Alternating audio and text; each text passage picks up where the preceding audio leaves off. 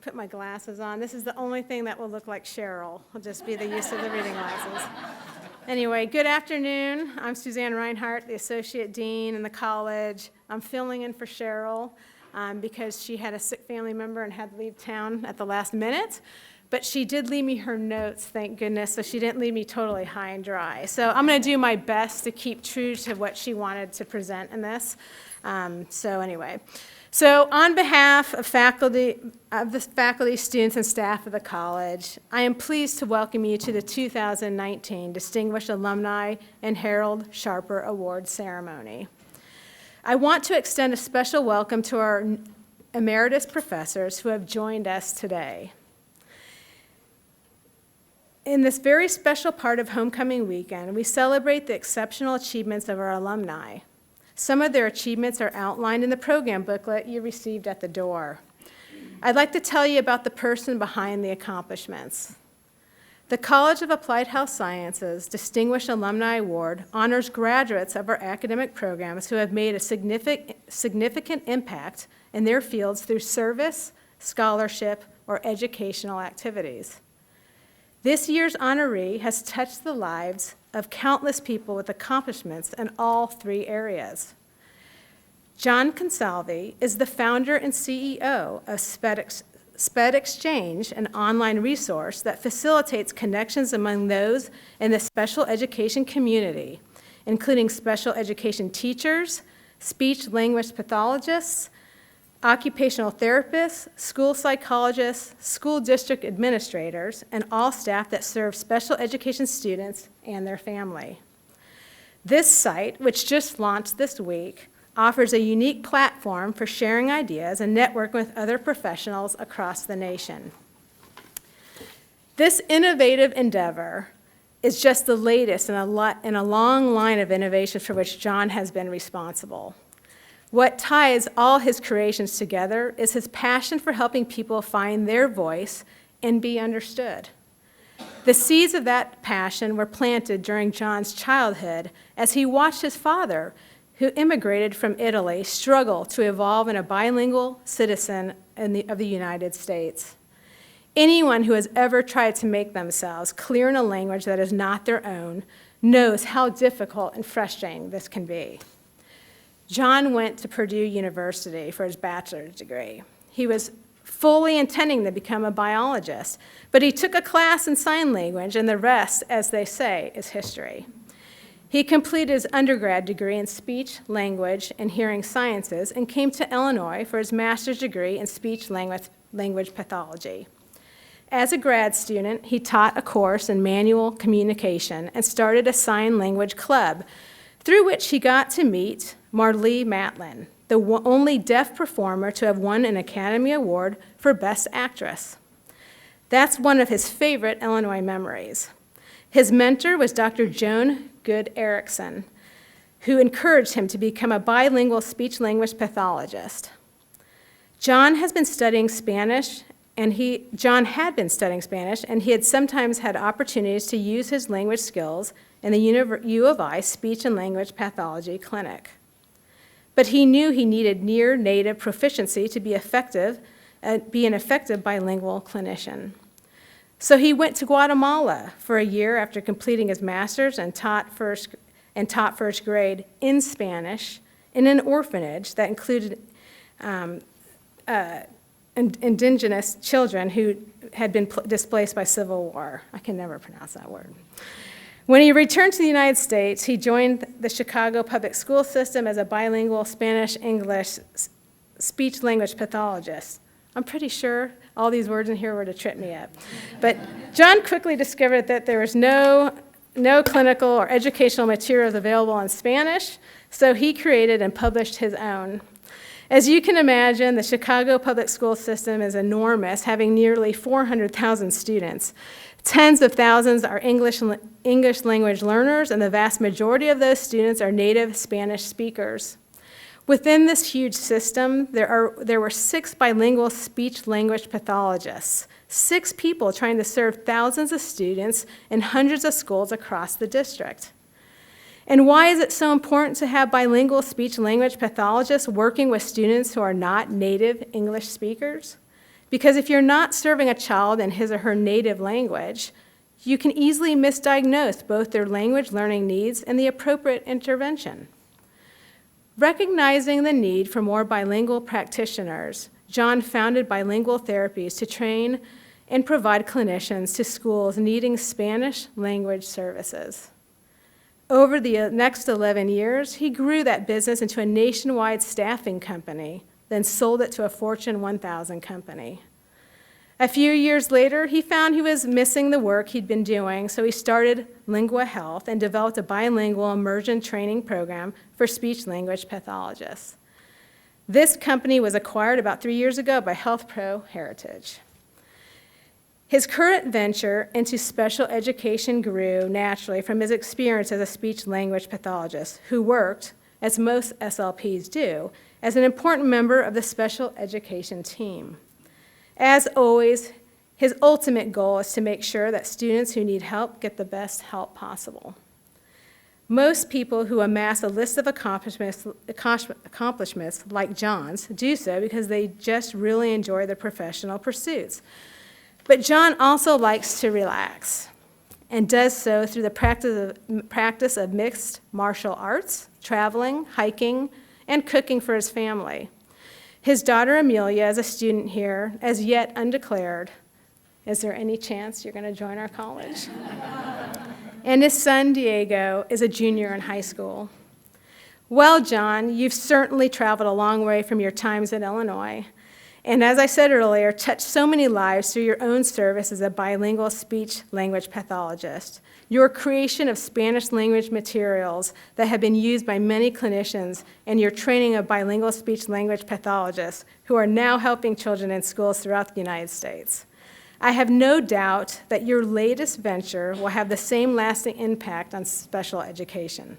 Please join me in congratulating John on receiving the Distinguished Alumni Award.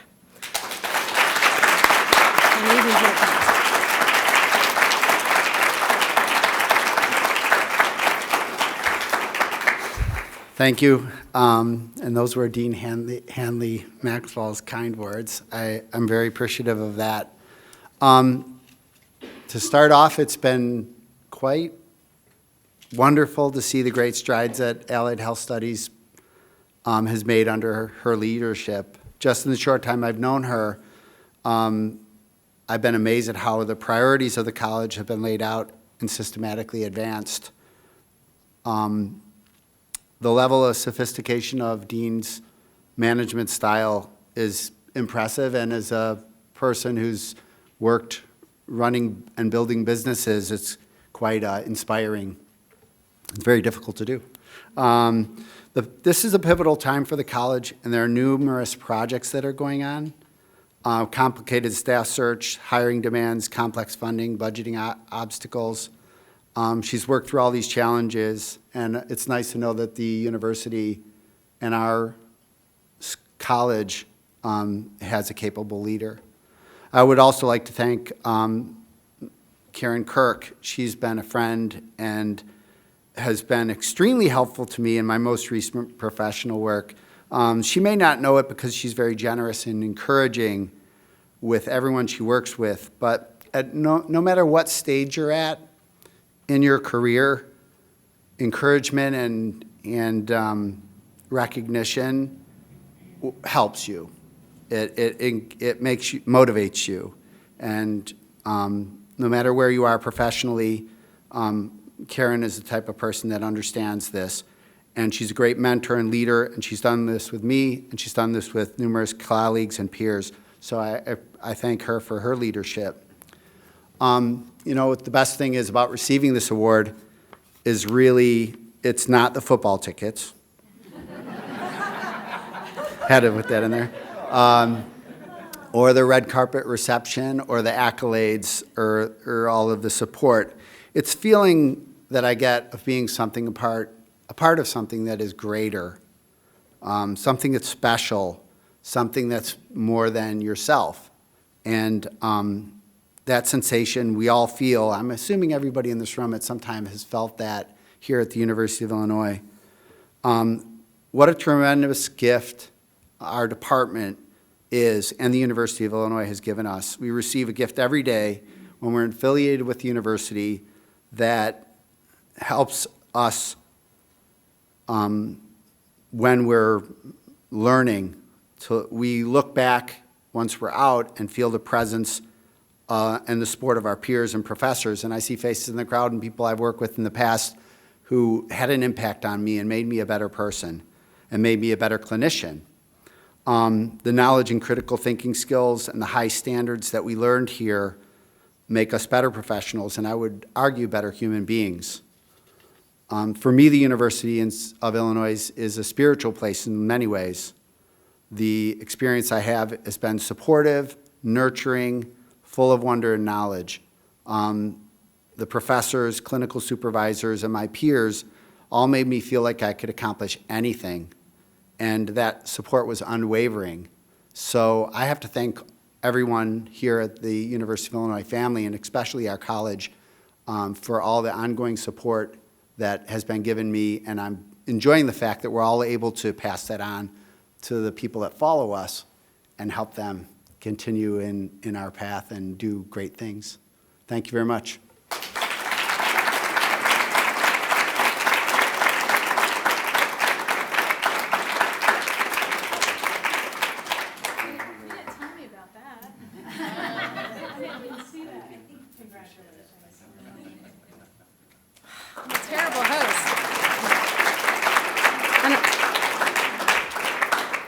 Really sure how I didn't notice those sitting there, but you know I didn't. Okay, thank you very much and congratulations.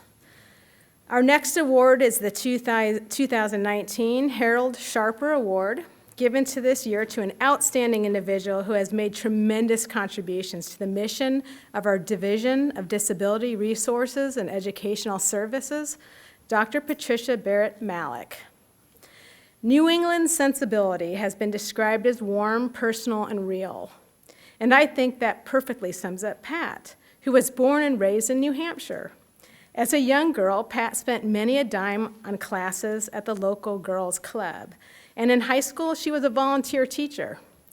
She loved teaching, but she didn't want to be at the front of the classroom. She wanted to help people grow through leisure activities. Was there a way to do that? Thankfully, she found the bachelor's degree program in therapeutic recreation at Springfield College in Massachusetts. In her senior year, the National Recreation and Parks Association held its annual meeting in Boston, just a stone's throw away from Springfield, so she went, her first professional conference. And in a special session on leisure education, Pat heard from renowned leaders in the recreation field who just happened to be faculty at the University of Illinois, and she was impressed. Now, 1978 was not a banner year for employment in the parks and recreation field, so Pat decided she needed to pursue a graduate degree. Problem was, she could only afford one application. So this sensible New England woman who'd never been on an airplane and who had never thought of herself as a risk taker pinned her hopes on Illinois, sight unseen, faculty unmet. I think it worked out pretty well, don't you? What was then Department of Leisure Studies awarded her a quarter-time assistantship in the Division of Disability Resource and Educational Services, where she was one of 3 graduate students who coordinated the recreation athletics program. One of the other students was her predecessor in the DRES directorship, Brad Hedrick, and her boss was the founder and first director of DRES, Tim Nugent. Pretty amazing. On an interesting side note, the year that Pat graduated from Springfield College was the same year the institution awarded an honorary doctorate to Tim Nugent, his first. In 1980, Pat completed coursework in her master's degree and married Ron Malik, another East Coast transplant from whom she met through DRES. She took a tough but rewarding position with the Piatt County Mental Health Center while she finished up her degree, but after a few years decided that she really wanted to teach. And she returned to RST for her Ph.D., writing a dissertation on how the social and built environments of group homes for people with disabilities impacted the residents' leisure behavior. Little did she know, about 10 years later, she'd be helping Ron grow a community rehabilitation business that really changed the model of group homes. She has said of this venture, it was an amazing model of how things should be done and how people should be treated with dignity and respect. Before that venture, however, Pat took a tenure-track position at Illinois State University, where she spent, in her words, 10 wonderful years, before resigning as an associate professor to help Ron grow his business and spend more time with their then 8- and 2-year-old sons. In 2005, she returned to the University of Illinois as the director of Beckwith Residential Program in DRES, which was then located on John Street. As DRES grew, she also assumed responsibility for non-academic support services, including transportation and adapted athletics. Pat was the director of Beckwith when the program moved to Nugent Hall in 2010. She took over the leadership of DRES as interim director when Brad Hedrick retired in 2014, and she was named director in 2016. While there are many things she accomplished during her time at DRES that give her pride, some of them are mentioned in the program, as you can see. Pat takes the most professional pride in spending her career helping students find their voices and use them. All of her decisions were guided by one question: what is the right thing to do? She says when she faced battle, she often would think, what would Tim do? She said he wouldn't take the easy way. He always did what was right for the students. And she hopes that that will be her lasting legacy at DRES as well. Pat considers her family her greatest success, however. She and Ron have been married for 39 years and have raised 2 wonderful sons. Over the years, the Maliks have also fostered many newborns waiting for adoption. She said, I do my best to find the silver lining in all situations. That optimism has carried her through many opportunities and many difficult challenges and really made her such a joy to work with. Pat's can-do spirit, her focus on doing the right thing for students, and her commitment to service and humanitarian efforts makes her a Harold Scharper Award winner. Please join me in congratulating Pat on receiving this award. I'll do it correctly this time.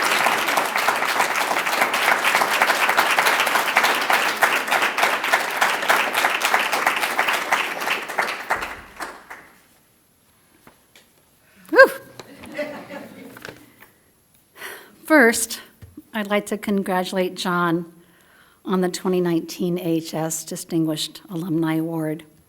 It's an honor to celebrate your professional achievements and accomplishments because of the impact that you've made in the lives of so many students.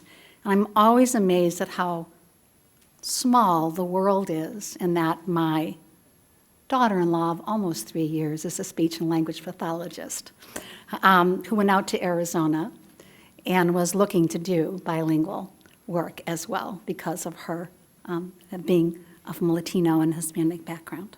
So thank you and for all that you've done. It's just amazing.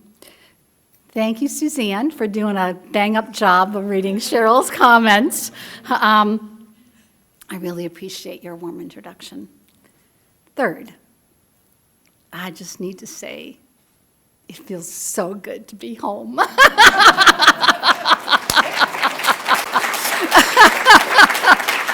I'm going to try to get through this, but as I see the faces of my friends and my students and my colleagues, my heart is just full. I know I've only been away for 4 months. It's felt like 4 years, and I have truly missed you all. I also have a little bit more hair than the last time I saw you in June.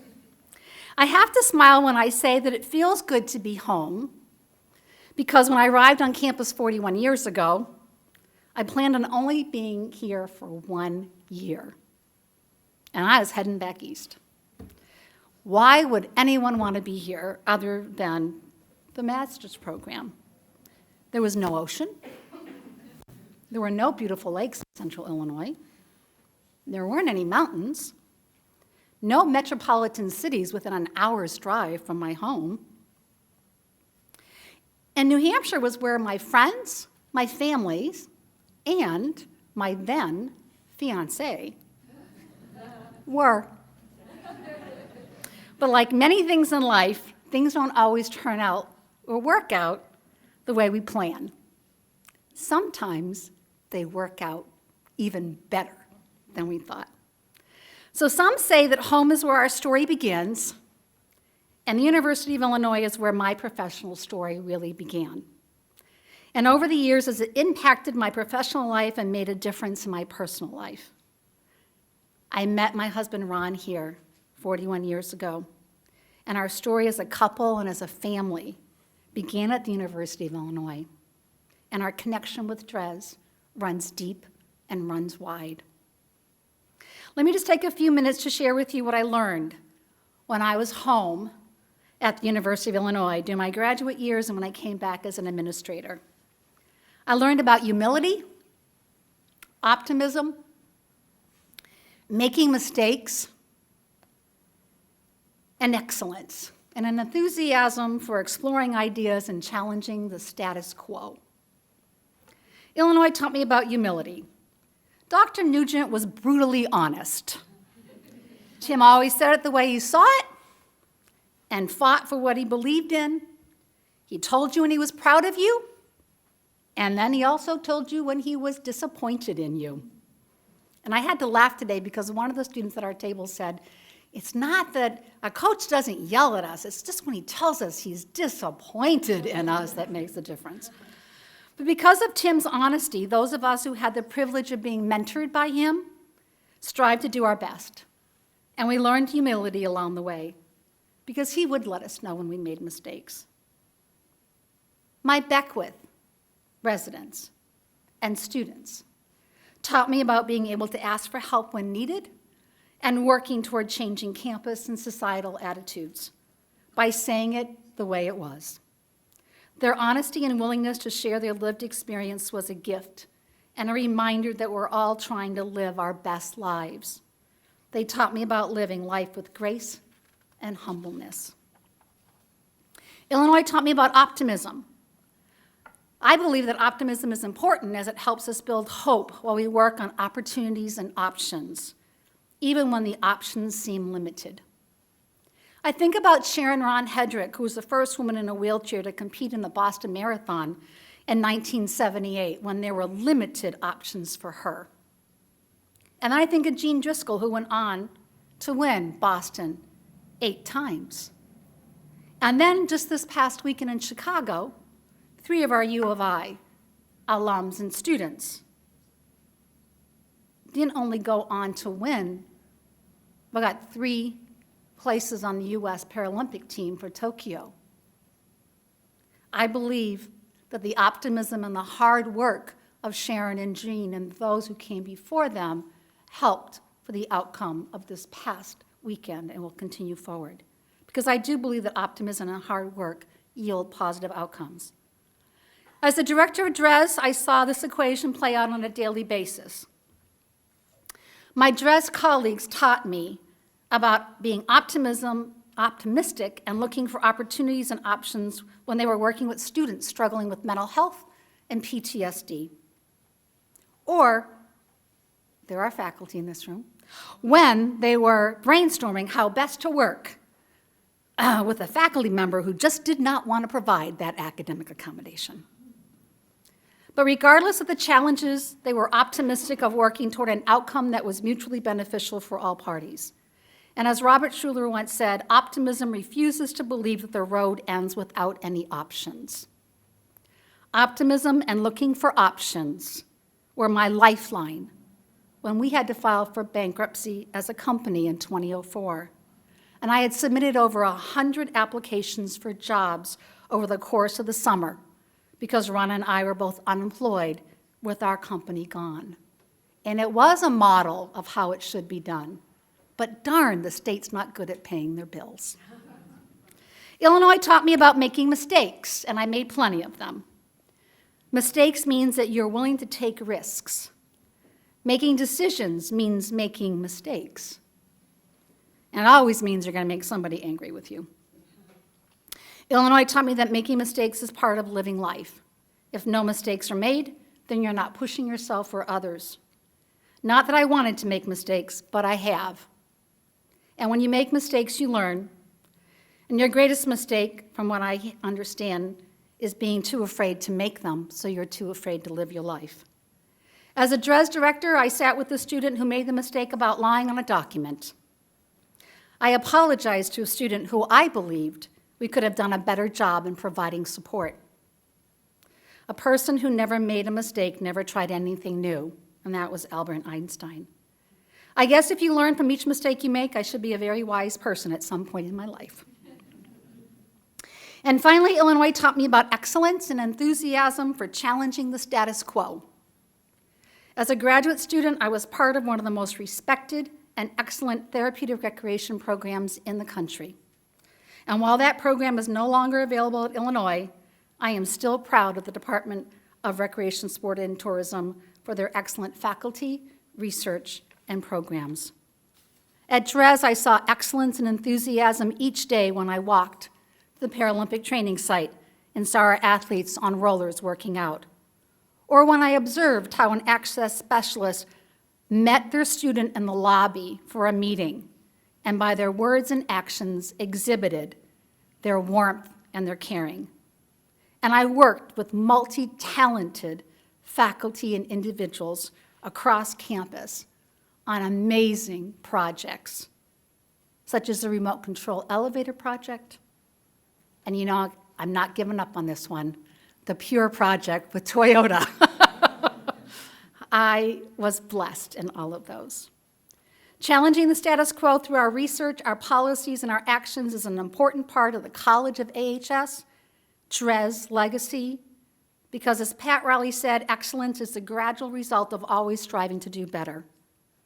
And I think the University of Illinois should always strive to do better. And this is what the college and DRES should also always do. And I won't get on my soapbox, but we should be pushing our university to do better than they're currently doing in very many ways when it comes to inclusion and people with disabilities on this campus.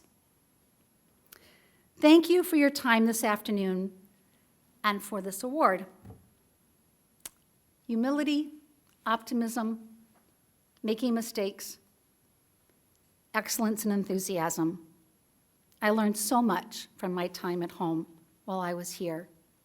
And I'm grateful that I've been able to bookmark my career, beginning here as a graduate student and retiring as director of DRES. To be acknowledged for what you love to do is simply icing on the cake. And there are some of you who know how much I truly like the icing part of the cake. So that mean we can eat now?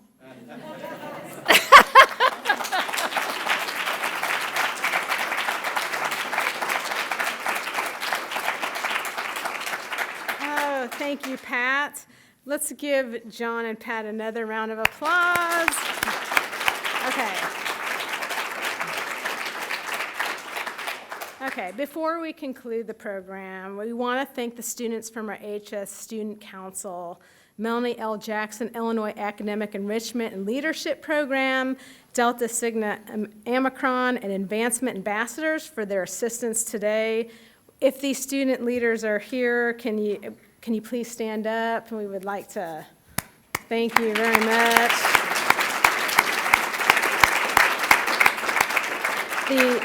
The student leaders actually hosted a really great lunch that we had this afternoon, and we appreciate all the work you did on that.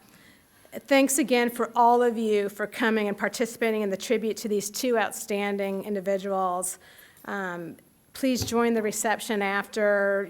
Stick around and please, talk to the honorees. Congratulate them. Well done.